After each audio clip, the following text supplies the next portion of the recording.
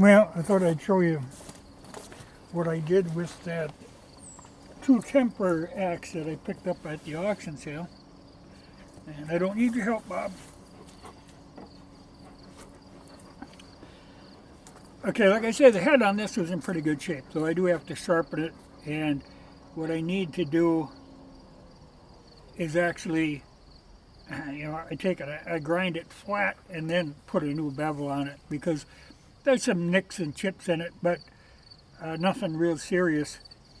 And like I say, the pole on this one wasn't beat up, so it wasn't that big a deal. It was actually a very nice axe. But the handle that had come on it, well, it didn't come on it, just somebody had put this handle on. That was all taped up. I cut the tape off to show you something. He put a straight handle on, which isn't a bad idea. But, here again, I don't have a pen, but it's a case where, okay, you look at the grain on that on the end, and that's what people are looking for, tight, it's straight up and down. The problem lies that when it was cut out of the tree,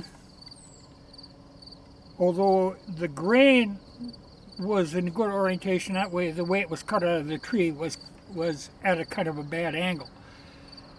And the handle is a coast-to-coast handle. And it's a bit long for that weight of an axe. It's when I weigh it, it's about 2¼ pounds. So it's a fairly heavy handle for that. Not a bad handle, but that it was horribly abused in that you can see where he had hit it way too many times. And then it just cracked at that angle. Because the grain wasn't straight with it. In this case, with a straight handle, he'd have been a lot better off if he'd have had the grain running the opposite direction. It would have been stronger for him. But still, nothing can take, if you're going to keep pounding onto there, something's going to break. That can't be helped. Well, it can be helped, but it just takes experience to hit right. One thing he did do, when he put this handle on, I can see that he had trimmed this back, because that's a problem with like your hardware store handles. A lot of times they're really fat, and then they narrow way down for the head to go on. Well, that puts all the stress right here, and sometimes, the handle ends up being much wider than the head. Well, that doesn't do any good. You just end up tearing up the handle. But still, this handle would have been usable if you wouldn't have pounded the crap out of it here. But it was interesting to see that he had a straight handle on it. But like I say, it didn't come that way. That was something that guy put on. But the handle that I put on is much shorter. In fact, what it is, it's a boy's axe handle that I had sitting around. And boys' axe handles are funny. They could vary a lot. There's really no real standard on them. They kind of, like this one, when they ended up, this was fairly fat, up in here. But the handle was actually about 3 inches longer. So when I run into that, I can use all that meat. I just shortened it back and then took that meat down to get a good fit. Because the thing on these, I wanted to get rid of this fatness in here so that it tapers into the head. You don't want to just shoulder it up against something. It's got to be, like I say, they're hourglass shaped inside. It's a bit of an exaggeration, but that's how they are. So when the head goes on, you want a really snug fit all the way. And then I like to have it so it just gradually flares out, not a sudden flare that will cause the stress to break right there. So I knocked that all down, and like I say, shortened it up to get rid of it, because the actual end that was here for a boy's axe was really too small for this axe. They work in like a 1 3/4, 2 pound head, sort of sometimes. Boys' axes are hard to work with. It isn't like they're as standard as the other axes. But I happen to have this handle laying around. Back when I was making an axe up for that kid Yuki, I had bought some. I usually keep an assortment of handles on hand, but I ran across this one that has really, straight up and down, really close grain. I'm not a big fan of the curved handles. I will go into that more later. But this one, I can follow that. It's a good grain on it, just a really good handle. So all I had to do was get rid of that skinny part, get it back into the meat, and then thin out that fatness on there. And then it worked fine. It's a little bit longer than the Husqvarna carpenter's axe. But like the carpenter's axe is a fine tool that can be used one-handed or two. Well, this is actually can be used one-handed too, but it lends itself well to being used with two hands. It'll be a handy little axe. I've always been tempted to take one of these heads. Well, the difference is, like the carpenter's axe head is pretty flat across here. It doesn't have a lot of roundness to it, which is great for carpentry type work, because it's what they're made for. But a lot of people use these or try to use them for other things. But I've always thought one of these would be nice with a long handle on her. I could make a nice axe. But then it would be very similar to what this is, a very old Collins. And it would be, this is heavier though. This is like a 4-pound axe. Which, again, I put a good straight handle on it. That again has nice grain on it. But, like I say, I'm looking, I'm always buying handles, getting handles ahead, because I can almost come up with heads, but I don't want to have a head and then try to find a handle for it. So I work the other way. This is a pretty massive axe though. I think this is around 4. It's not as heavy as I've got that 5 pounds Collins rafter axe, and that is a huge thing. But there again, there you've got a very high pole that's hardened. Well, and that's something somebody asked me about. Curved handles, straight handles. How come some of my axes have straight? Anytime you've got an axe that you're going to be using for like driving wedges or that sort of thing, when you're going to actually be using the pole for hammering, you don't want to be hammering steel. Though, like them rafting axes, like I say, they're hardened so they can take a beating. And even this one, I suspect she's hardened up here because it isn't beat up.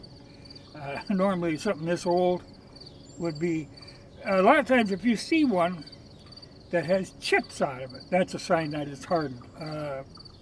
But a lot of times if I glass beat them, I can see right away exactly where the hardening is. But I have a tendency to like straight handles anyway.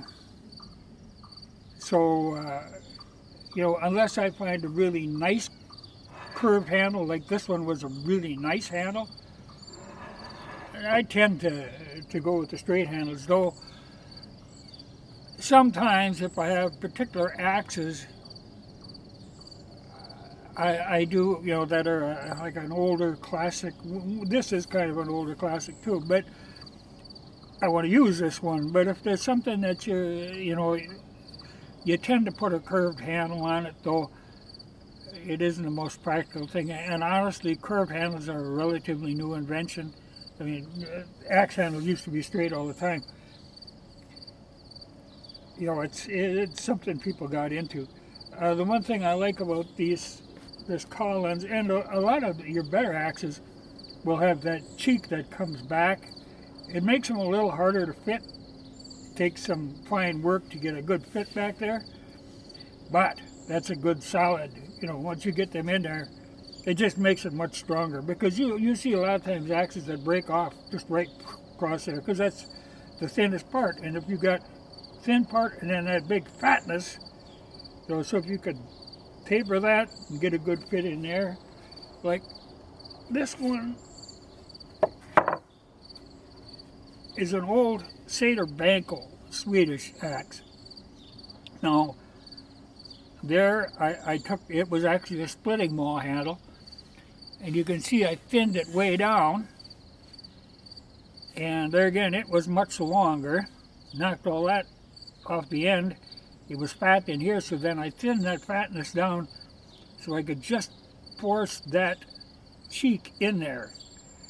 You know, got a good fit on that. But what I was wanting this axe for, I found years ago, trapping and running dog sled on the river, the handiest thing for me was a relatively long handled light axe with a straight handle for fishing conifers or snares out that get under the ice and for chipping ice. And I ended up using it to hook onto trees to pull myself up a riverbank, or even just poking. A lot of times you're trying to figure out where the beaver tunnel goes to set the trap. You need something fairly long. So I found this to be a really handy size for that sort of nonsense. I used to use an old Sandvik that I had that was actually even a little lighter than this. But I like this, has got a fairly good hook, like I say, for hooking conifers. And then these cheeks come back. You know, that's a nice style of axe.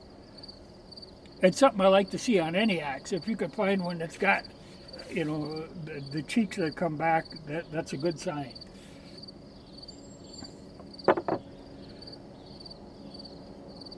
But like I say about fitting, you know, like these Husqvarna ones are just a really nice axe. But like I say, I would be tempted sometime if I could find one of these for sale that had a broken handle. I would probably put a long handle on it. You know, I think I could make a nice axe out of that. Though they're nice for what they're made for, if you use them for that. You know, the little forest axe, a lot of times, you know, it's a handy little axe, but it's kind of short and it's kind of light. And I see the newer ones, and they got really carried away with the fatness back here. You know, mine was an older one; it wasn't that fat, but they're handy. Just not, you know, I would sooner have, you know, something like this. It's a little bit heavier, a little bit shorter, but a stouter, and doesn't weigh hardly anything more. You know, I think this would be a handy size axe, but for on the dog sled, that's the one I need. But I like this one.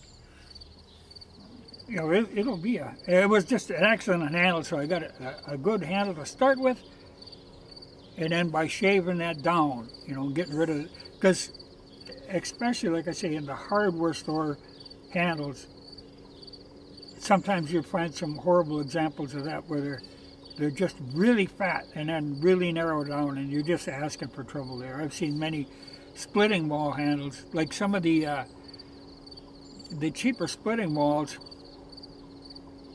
You know, they want to put like a 5-pound head on there, and then they have like a 1-inch eye, round. Well, you break them off.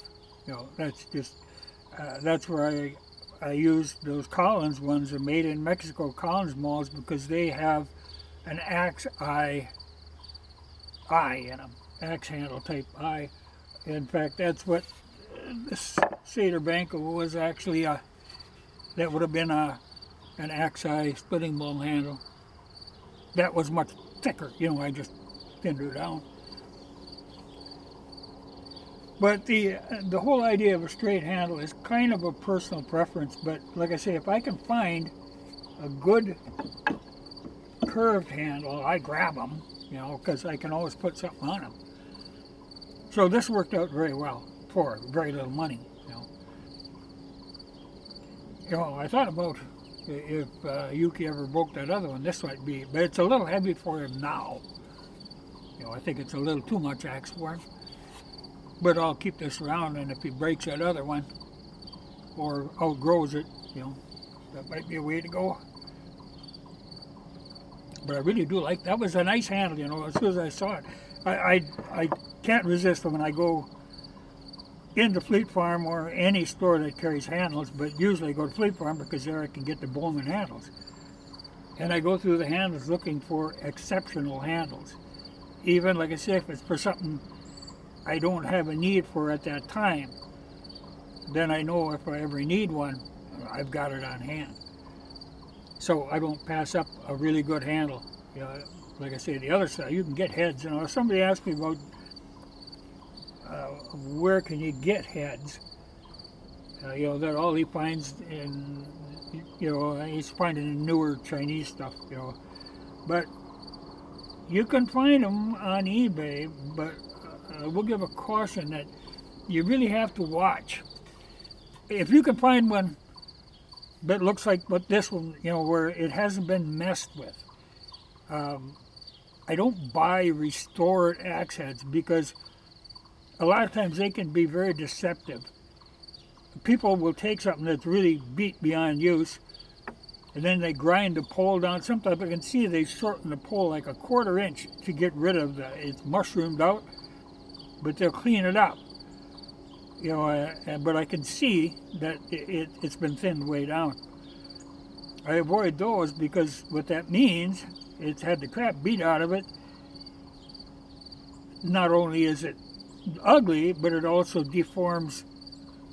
You know, like I say, there's an hourglass shape. You pound that down, well, it just gets it all out of whack. You know, so I avoid those. You know, I avoid really beat up ones. Well, there's no point in that. And then ones that have been restored. I want something that's just in ordinary condition, like this. This you can work with. But if somebody does a lot of restoring on one, I get real nervous about them. You know, I don't get involved in them. I like to see something that's, you know, it isn't bad if they've like sandblasted or stuff. You know, that isn't a serious problem. But what I like is if I find one where somebody, they found an old axe, they simply cut the old handle off, and that's how they sell it. It can be rusty, you know, I don't care. I would sooner see it that way.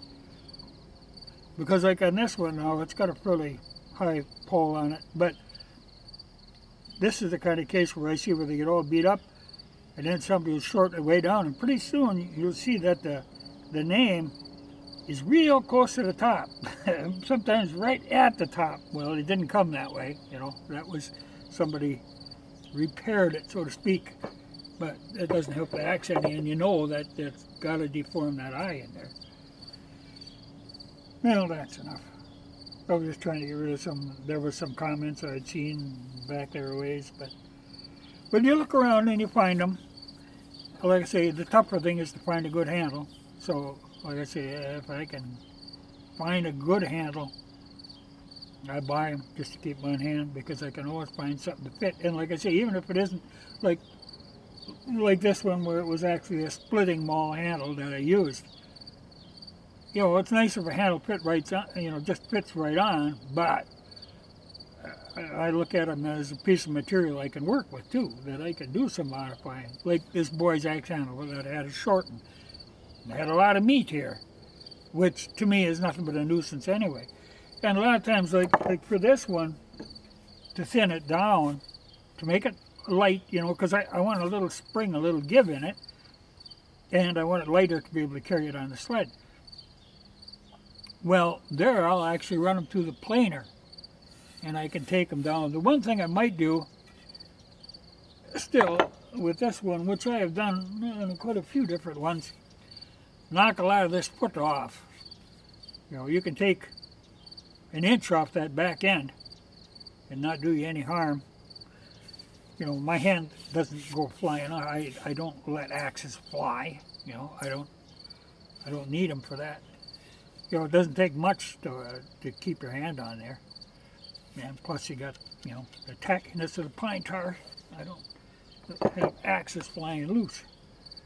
So really to me that's not a big deal. You know, I could lose a good chunk of wood there and not miss it at all. Well, and I'm always leery of these when they drill holes in them because that's just asking for trouble. Though I haven't had any of these Husqvarna ones that they've done that to. I haven't had them crack out, but I don't go drilling in ones I make. You know, what do you want, Bob? Oh, you want me to talk to you? Okay. Well, That's enough. But you can find, axe heads. You just have to be patient. But like I say, best bet, find a handle. You know, handle is a lot harder than head. But if you go on eBay, you can find them. There's always plenty of, especially in the True Temper line. They're very common. Or if you can find the older Collins, the ones that were made in Collinsville. For some reason, I've never really gotten to plumb axes. I guess back in the day when I did have some plumb axes, most of them that I ended up with, I guess, were on evidently the later days of plumb, because there again, they were kind of big, clunky. There wasn't much, they didn't have much of a taper here. They were kind of blunt. And then they have really fat handles. I just never really got into the plumb stuff, though I'm sure some of the older stuff is available. But really, your most common is True Temper, because military used them, the phone company used them, power companies used them, fire departments, True Temper, Forest Service, they were the most commonly used axe. So there's a lot of them around, and they're good axes, and there's quite a range of them. So like I say, that's what I tend to look for. I know what I'm getting, if you get one of the True Temper ones. Or the Kelly, they were Kelly before it was True Temper, but like this says True Temper, Kelly works on it, because Kelly was making the axes. But you can't really go wrong with any of those. You know what you're getting, it isn't a mystery. These old Swedish ones, that's a whole nother deal. I was impressed, with that Sandvik that I used to have. The quality of the steel is impressive.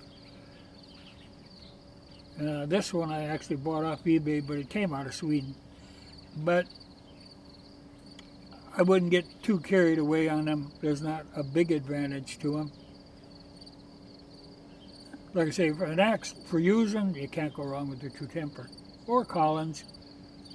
Even the newer Collins that started coming out of Mexico weren't bad. Like I said, they're split mauls. I have no problem with them, though once I got that Husqvarna one, that's the one I use. That's the maul for me. But I used those Mexican Collins for a long time. Not bad, but I think, a lot of times some of them stuff they're coming with, the handles aren't the best quality. Well, and even the steel. It can be kind of crude. Splitting maul doesn't matter so much, but if you're trying to use an axe for any decent fine work, so that's where, this carpenter's axe, where you want something, that's pretty good quality steel, and like I say, with a flat edge, that's an excellent tool. But that's where, I see all these bushcrafters or bushwhackers, as I like to call them, trying to use these. They ain't made for that, with that flat edge. That isn't really the ticket. You'd be better off with something like this. It doesn't weigh anymore. Well, I should talk about this Norland, but I really don't use this thing much, which is why it's still got the shiny paint on it. The trick about these